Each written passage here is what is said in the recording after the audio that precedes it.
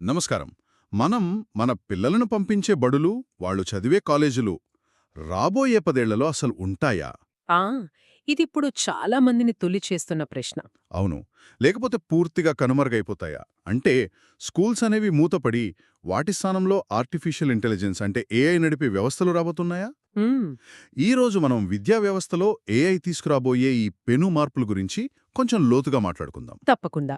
ఎందుకంటే ఇది కేవలం టెక్నాలజీ గురించి మాత్రమే కాదు. కరెక్ట్. మన తర్వాతి తరం ఎలా ఆలోచిస్తుంది, వాళ్ళు ఎలా నేర్చుకుంటారు, ఉపాధ్యాయుల పాత్ర ఎలా ఉండబోతుంది. అంతకంటే ముఖ్యంగా మన సమాజం పునాదులే మారిపోతాయేమో. అవును, మన విజ్ఞానపు పునాదులే ఎలా మారబోతున్నాయి అనే దానిపై ఈ చర్చ ఆధారపడి ఉంటుంది. మన దగ్గరున్న సమాచారాన్ని బట్టి చూస్తే టెక్ ప్రపంచంలోని పెద్ద పెద్ద నిపుణులు వాళ్ళేమంటున్నారంటే ఈ మార్పులు చాలా వేగంగా వస్తాయనంటున్నారా? చాలా వేగంగా. అంటే రాబోయే 5 నుండి 10 సంవత్సరాల్లోనే ఇవన్నీ మన కళ్ల ముందు కనిపించబోతున్నాయని గట్టిగా నమ్ముతున్నారు. 5 ఏళ్లలోనేనా? అందుకే ఈ అంశం ఇప్పుడు చాలా కీలకం. ఈరోజు మన లక్ష్యమేంటంటే, సరే, ఏఐ విద్య వల్ల కలిగే అద్భుతమైన ప్రయోజనాలేమిటి? హ్మ్, వాటితో పాటే వచ్చే ప్రమాదకరమైన సవాళ్లు ఏంటి? హ్మ్, ఈ కొత్త ప్రపంచంలో మనిషిగా, హ్మ్. ఉపాధ్యాయుడిగా మన పాత్ర ఎలా మారబోతుంది? ఈ ప్రశ్నలన్నింటికీ సమాధానాలు వెతికే ప్రయత్నం చేద్దాం. అవును. ముందుగా Duolingo CEO Luis von Ahn చెప్పిన ఒక ఆసక్తికరమైన విషయంతో మొదలుపెడదాం. ఆయన అంచనా ప్రకారం భవిష్యత్తులో పాఠశాలల పాత్ర పూర్తిగా మారిపోతోందట. అవును, ఆయన చెప్పిన దాని ప్రకారం భవిష్యత్లో పాఠశాలలనేవి పాఠాలు చెప్పే ప్రదేశాలుగా ఉండవు. ఉండవా? ఉండవు. అసలైన బోధనంతా ఏఐ ఇన్‌స్ట్రక్టర్స్ చేస్తారు. పాఠశాలల పని కేవలం పర్యవేక్షణ మాత్రమే. ఒక్క నిమిషం. పర్యవేక్షణ అంటే నాకు సరిగ్గా అర్థం కాలేదు. స్కూల్స్ పాఠాలు చెప్పడం మానేసి కేవలం వాచ్మెన్లాగా పిల్లల్ని చూసుకుంటూ ఉంటాయా? అదెలా సాధ్యం? హహ! దాన్ని అలా చూడకూడదు. దాని అర్థమేంటంటే, భవిష్యత్తులో పాఠశాలలు ఒక కమ్యూనిటీ సెంటర్లాగా మారిపోతాయి. కమ్యూనిటీ సెంటర్లాగానా? అవును. అక్కడ పిల్లలు వాళ్ళ వ్యక్తిగత ఏఐ ట్యూటర్లతో నేర్చుకుంటున్నారా? లేదా ఒకరితో ఒకరు ఆడుకుంటున్నారా? కలిసి ప్రాజెక్టులు చేస్తున్నారా? అని చూసుకునే ఒక సామాజిక కేంద్రంగా పనిచేస్తాయన్నమాట. Okay, okay. అంటే జ్ఞానాన్ని అందించే బాధ్యత ఏఐ తీసుకుంటుంది. ఎగ్జాక్ట్లీ. పిల్లల సాంఘిక, మానసిక వికాసాన్ని చూసుకునే బాధ్యతను పాఠశాలలు తీసుకుంటాయి. ఓకే. ఇప్పుడు స్పష్టంగా ఉంది. అయితే అసలు బోధన చేసే ఆ ఏఐ ట్యూటర్ల ప్రత్యేకతేంటి? ఇప్పుడున్న మన టీచర్ల కన్నా అవి ఎలా మెరుగ్గా పనిచేస్తాయి? దీనిని ఇలా ఊహించుకోండి.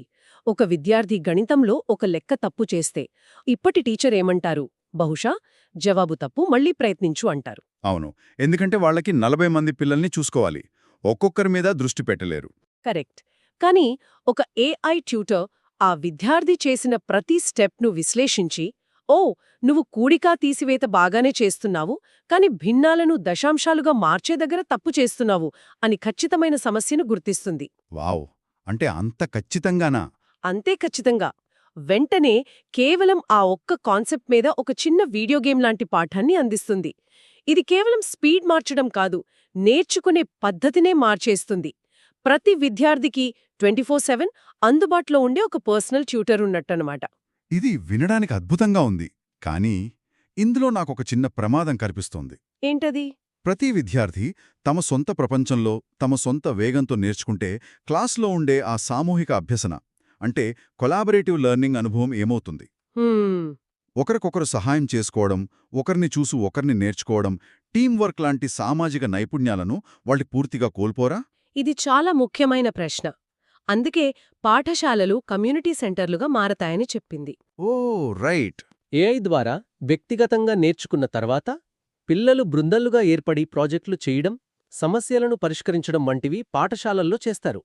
ఏఐ ఏమిటి నేర్పిస్తే పాఠశాల ఎలా కలిసి పనిచేయాలో నేర్పిస్తుంది.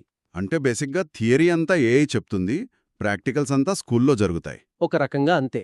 ఈ మార్పు ఇప్పటికీ మొదలైంది కూడా. నిజమా? ఎక్కడ? ఉదాహరణకు దక్షిణ కొరియాను తీసుకుంటే అక్కడ ఒక టీవీ షోలో పిల్లలు క్లాస్లో ఒక్క టెక్స్ట్ బుక్ కూడా లేకుండా కేవలం టాబ్లెట్లతో చదువుకోవడం చూపించారు. టెక్స్ట్ బుక్స్ లేవసలా? లేవు. వాళ్ళు టాబ్లెట్లలోనే లెక్కలు చేస్తుంటే ఆ జవాబులు నేరుగా క్లాసులో ఉన్న పెద్ద డిజిటల్ బోర్డు మీద కనిపిస్తాయి. టీచర్ అక్కడే ఉండి వాళ్లకు సహాయం చేస్తారు. అంటే భవిష్యత్తులో మనం ఇప్పుడు చూస్తున్న బరువైన పుస్తకాల సంచులుండవంటారా? ఉండవు. పిల్లలు కేవలం ఒక టాబ్లెట్ తీసుకుని స్కూల్కెళ్లే రోజులు అతి దగ్గరలోనే ఉన్నాయి. పాఠశాలల్లో పుస్తకాల సంచులు పోయి టాబులెట్లు వస్తే బహుశా కాలేజీ బ్యాగులు కూడా పూర్తిగా మాయమవుతాయేమో. ఎందుకంటే గాడ్ఫాదర్ ఆఫ్ ఆర్టిఫిషియల్ ఇంటెలిజెన్స్గా పిలువబడే జెఫ్రీ హింటన్ లాంటివాళ్లు అవును. అసలు కాలేజీలు వెళ్లాల్సిన అవసరమే ఉండదంటున్నారు. ఈ వాదనలో నిజమెంత? ఇది పాఠశాలల మార్పు కన్నా ఇంకా పెద్ద సంచలనం. ఆయన ఏమంటున్నారంటే రాబోయే 5-10 సంవత్సరాలలో యూనివర్సిటీలకు అసలు విలువే ఉండకపోవచ్చు. వాటి అవసరమే పోతుందని ఆయన అంచనా. అవసరమే ఉండదా? ఎందుకు?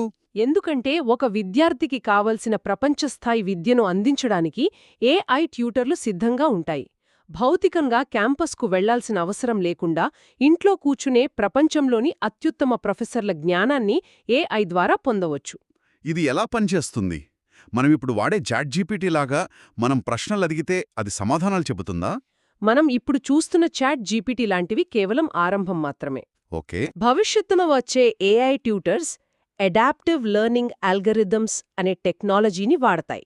అంటే మీరొక పాఠం నేర్చుకుంటున్నప్పుడు మీ ప్రతి జవాబును బట్టి మీరు ఎక్కడ ఎక్కువ సమయం తీసుకుంటున్నారో గమనించి ఆ, ఆ ఏఐ తన బోధనా పద్ధతిని నిజ సమయంలో మార్చుకుంటుంది. ఉదాహరణకు మీరు విజువల్స్ చూసి బాగా నేర్చుకుంటారని దానికి అర్థమైతే అది మీకు ఎక్కువ వీడియోలు, గ్రాఫ్లు చూపిస్తుంది. ఓ అలాగా. అదే మీకు చదివితే బాగా అర్థమవుతుందనుకుంటే టెక్స్ట్ రూపంలో సమాచారం ఇస్తుంది. ఇది ఒక ప్రైవేట్ ట్యూటర్ మీ పక్కన కూర్చుని మీ ముఖ కవళికలను బట్టి పాకం చెప్పడం లాంటిదన్నమాట.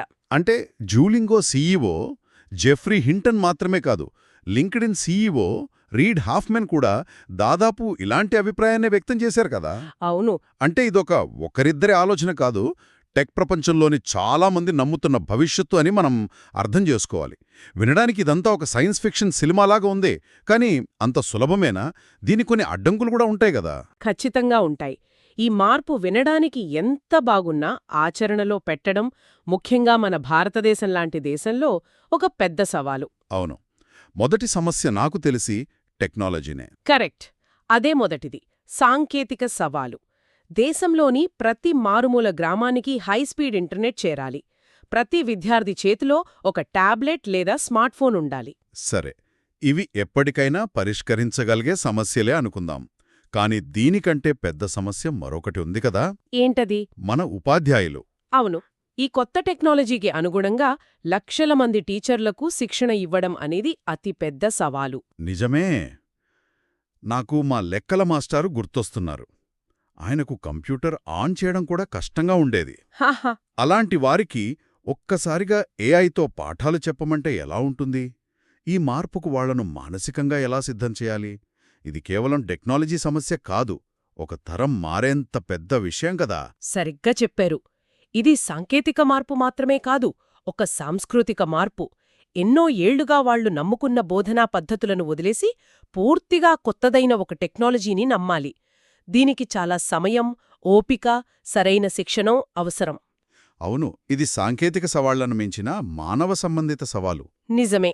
సాంకేతిక సవాళ్లు, టీచర్ల శిక్షణ సరే, కానీ నా మైండ్లో ఇంకో పెద్ద ప్రమాదం విదులుతోంది. చెప్పండి. ఈ ఏఐ ట్యూటర్లను తయారు చేసేది ఎవరో కాదు, గూగుల్, మైక్రోసాఫ్ట్ లాంటి పెద్ద టెక్ కంపెనీలు. వాళ్ల తమకనుకూలమైన సిలబస్ను, తమ భావజాలాన్ని ఈ ఏఐ ద్వారా పిల్లల మీద రుద్దే అవకాశం లేదా? విద్య అనేది వ్యాపారంగా మారిపోతే రేపు మన పిల్లలు ఏం నేర్చుకోవాలో కూడా ఈ కంపెనీలే నిర్ణయిస్తాయా? ఇది ఈ మొత్తం చర్చలోనే అత్యంత ప్రమాదకరమైన అంశం. ఏఐకి సొంతంగా ఆలోచనలు ఉండవు. దాన్ని తయారు చేసిన మనుషులు ఏ సమాచారమిస్తే దాన్నే అది బోధిస్తుంది. ఒకవేళ ఒక కంపెనీ తన రాజకీయ లేదా వ్యాపార ప్రయోజనాలకు అనుగుణంగా చరిత్రను వక్రీకరించి ఏఐకి నేర్పిస్తే అంతే సంగతులు. తరం కాదు. విద్య యొక్క నియంత్రణ ప్రభుత్వాల చేతుల్లోంచి కార్పొరేట్ కంపెనీల చేతుల్లోకి వెళ్లిపోయే ప్రమాదం ఖచ్చితంగా ఉంది. ఇది చాలా భయంకరంగా ఉంది. ఈ సమస్యలను పక్కన పెడితే మరొక ప్రాథమికమైన ప్రశ్న. ఇంతవరకు మనం జ్ఞానం, నైపుణ్యాలు అంటే నాలెడ్జ్, స్కిల్స్ గురించే మాట్లాడాం. అవును, ఇవి ఏఐ సులభంగా అందించగలదు, బహుశా మనుషుల కన్నా బాగానే అందించగలదు కూడా. కానీ విలువలు, వ్యక్తిత్వం సంగతేంటి? ఒక మంచి మనిషిని తయారు చేయడం విద్య యొక్క అసలైన లక్ష్యం కదా. ఆ పని ఏఐ చేయగలదా? అస్సలు చేయలేదు. ఇక్కడే టెక్నాలజీకి, మనిషికి మధ్య ఉన్న అసలైన వ్యత్యాసం బయటపడుతోంది. ఏఐ మన సెన్సిటివిటీస్ని, మన ఎమోషన్స్ని అర్థం చేసుకోలేదు. నిజమే. ఒక విద్యార్థి ఎందుకు డల్గా ఉన్నాడో, వాళ్ళ ఇంట్లో పరిస్థితి ఏంటో ఏఐకి తెలియదు. కానీ ఒక మనిషిగా టీచర్ విద్యార్థి యొక్క భావోద్వేగాలను, వాళ్ళ సాంస్కృతిక నేపథ్యాన్ని అర్థం చేసుకోగలరు. అవును. ముఖ్యంగా మన భారతదేశం లాంటి దేశంలో గురుశిష్య పరంపరకు ఎంతో విలువనిస్తాం. కరెక్ట్.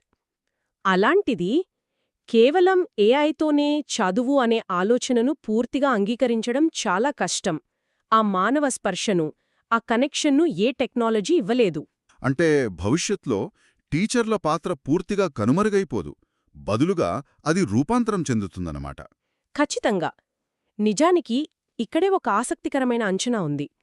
భవిష్యత్తులో సమాచారాన్ని, జ్ఞానాన్ని, నైపుణ్యాలను అందించే భారం ఏఐ తీసుకుంటుంది కాబట్టి. ఆ పనుల నుండి టీచర్లకు విముక్తి లభిస్తుంది. అవును. అప్పుడు వారి పూర్తి సమయం, దృష్టి, విలువలు, నైతికత, సృజనాత్మకత, విమర్శనాత్మక ఆలోచన, మంచి వ్యక్తిత్వాన్ని నేర్పించడంపై ఉంటుంది. అంటే ఏవైతే మెషీన్లు చేయలేవో వాటిని నేర్పించడం టీచర్ల ప్రధాన బాధ్యత అవుతుంది. అవును. అలాంటి టీచర్లకు డిమాండ్ తగ్గపోగా ఇంకా పల్లరట్లు పెరుగుతుంది. వారి విలువ సమాజంలో మరింత ఎక్కువవుతుంది. ఎందుకని? ఎందుకంటే ఒక మెషీన్ చేయలేని అత్యంత క్లిష్టమైన పనిని వారు చేస్తున్నారు. అదే ఒక మంచి మనిషిని తయారు చేయడం. వాళ్ళు ఇకపై ఇన్ఫర్మేషన్ ప్రొవైడర్ కాదు, క్యారెక్టర్ బిల్డర్ అవుతారు. కరెక్ట్, ఒక మెంటార్గా మారతారు. ఈరోజు మనం జరిపిన ఈ చర్చను ముగిద్దాం. ఏఐ విద్యారంగాన్ని ఎంతగా మార్చబోతోందో చూశాం.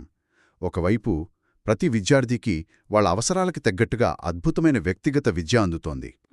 మరోవైపు పాఠశాలలు, విశ్వవిద్యాలయాల అసలు స్వరూపమే మారిపోబోతోంది. అదే సమయంలో ఈ మార్పుకు సాంకేతిక, మానవ సంబంధిత, ఇంకా నైతికపరమైన సవాళ్లు కూడా ఉన్నాయని గమనించాలి. నిజమే. అన్నింటికన్నా ముఖ్యంగా ఉపాధ్యాయుడి పాత్ర కేవలం జ్ఞానాన్ని అందించే వ్యక్తి నుండి విలువలను, వ్యక్తిత్వాన్ని నిర్మించే ఒక మార్గదర్శకుడిగా, ఒక మెంటోర్గా మారబోతోంది. శ్రోతల కోసం ఒక ఆలోచనతో ముగిద్దాం. ఒకవేళ భవిష్యత్తులో ఏం నేర్చుకోవాలి అనే ప్రశ్నకు ఏఐ సమాధానం చెబితే, ఎందుకు నేర్చుకోవాలి, నేర్చుకున్న దాంతో ఎలా బ్రతకాలి అనే ప్రశ్నలకు సమాధానం చెప్పే బాధ్యత మనుషులైన మనపైనే ఉంటుంది. కరెక్ట్. అప్పుడు మంచి విద్య అంటే అర్థం ఏమై ఉంటుంది? ఆలోచించండి.